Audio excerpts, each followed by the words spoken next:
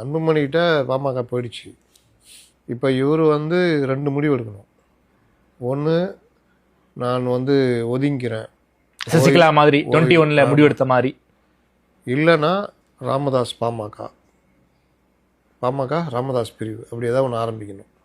ஏன்னா மாம்பழமும் கையெழுத்து போடுற இதுவும் தேர்தல் ஆணையம் அன்புமணி கிட்ட கொடுத்துருச்சு. ஆகஸ்ட் வரைக்கும் கொடுத்துட்டாங்க. தேர்தல் நடந்து அவர் ஒரு 10 சீட்டு ஜெயிச்சாருன்னா அப்படியே அங்கீகரிக்கப்பட்ட கட்சியாக மாறிடும். அப்போ ஐயாவுக்கு வந்து சிக்கல். ஐயா அரசியலை தாண்டி ஈகோ. என்ன சரி ஈகோ? அப்பா பையன் ஈகோ தான், வேற என்ன. என் பேச்சை மீறிட்டார், நான் ஆரம்பித்த கட்சி இன்னைக்கு என் கையில் இல்லையே அப்படின்னு. எங்கள் அப்பா ஆரம்பித்த கட்சியே என் கையில் இல்லைன்னு அங்கே உத்தவ் தாக்கரே சொல்லுங்கிறாரு.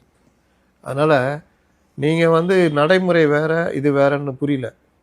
ஒரு கட்சி, ஒரு நிறுவனம், அப்பாக்காரு அந்த நிறுவனத்தை ஆரம்பித்து வளர்த்து பெரிய நிறுவனமாக ஆக்குறாரு. அதோடைய சேர்மனாக இருக்கார், போர்ட் ஆஃப் டைரக்டர்ஸில் பையனாக இருக்கார். ஒரு கட்டத்தில் பையனை சேர்மன் ஆக்கிட்டு இவர் கன்சல்டன்ட்டு சேர்மனாக இருக்கார்.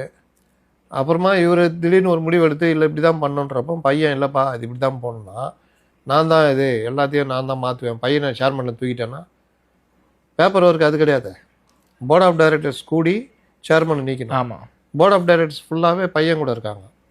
அப்பா வந்து நான் ஆரம்பித்த கம்பெனி என்னையே இந்த மாதிரி பண்ணுறீங்களா, நான் வந்து பாரு நான் தான் அந்த கம்பெனினா ஷேர் ஹோல்டர்ஸ் வந்து எல்லோரும் சொல்லுவாங்க, ஐயா நீங்கள் வந்து கன்சல்டன்ட் சேர்மன், உங்களுக்கு ஒரு கௌரவ பதவி, எந்த அதிகாரமும் ஐயா செலுத்த முடியாது, அதனால் நாங்கள் ஒன்றும் பண்ண முடியாதுங்க ஏன்னுவாங்க. இதுதான கட்சியிலே நடக்குது.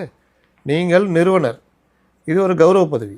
இது அரசியல் அமைப்பு அந்த இது கட்சி பயிலால் அதுக்கான பதவிக்கான இதுவே கிடையாது. ஆமாம், ஒருவேளை நிறுவன தலைவர் அப்படின்னு போட்டு இவருக்கு இந்த பவர் இருக்குது அப்படின்னு கொடுத்தீங்கன்னா ஓகே, எதுவும் கொடுக்கல, அதையும் பையன்தான் பண்ணியாகணும். கட்சி பயிலா பிரகாரம் பொதுக்குழுவால் தேர்ந்தெடுக்கப்பட்ட நிர்வாகிகள் எல்லா கட்சியிலையும் அதுதான்.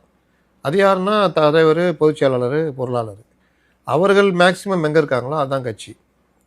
பொதுக்குழு யாரை தேர்ந்தெடுக்குதோ அவங்க தான் நிர்வாகிகள். பொதுக்குழுவை யார் கூட்டணும்னா தேர்ந்தெடுக்கப்பட்ட நிர்வாகிகள் தான் கூட்ட முடியும். இப்படி எல்லா வகையிலையுமே மைனஸ். இன்னொன்று, எல்லா பொதுக்குழு உறுப்பினர்களும் இவர்கிட்ட இருக்காங்கன்னா அவர்கிட்ட தான் இருக்காங்க. அதனால் கட்சியே அங்கே இருக்குது. அப்போ ஐயா என்ன முடிவெடுக்கணும், நான் ஒதுங்கி கொள்கிறேன் இல்லையா, திமுகவை ஆதரிக்கிறேன், நான் தான் உண்மையான பாமக, நான் திமுகவை ஆதரிக்கிறேன், உண்மையான பாமக தொண்டர்கள் திமுக ஓட்டு போடுங்க, எங்கள் பிள்ளைங்களுக்கு உதயசூரியன் சின்னத்தில் ஓட்டு போடுங்க அப்படின்னு. எப்போ அருள், கோகாமணி, காந்தி, இன்னும் ஒரு 3-4 பிள்ளைங்க, முகுந்தன், 6 பிள்ளைங்க 6 சீட்டு கொடுத்துருங்க அப்படின்ட்டு போகலாம்.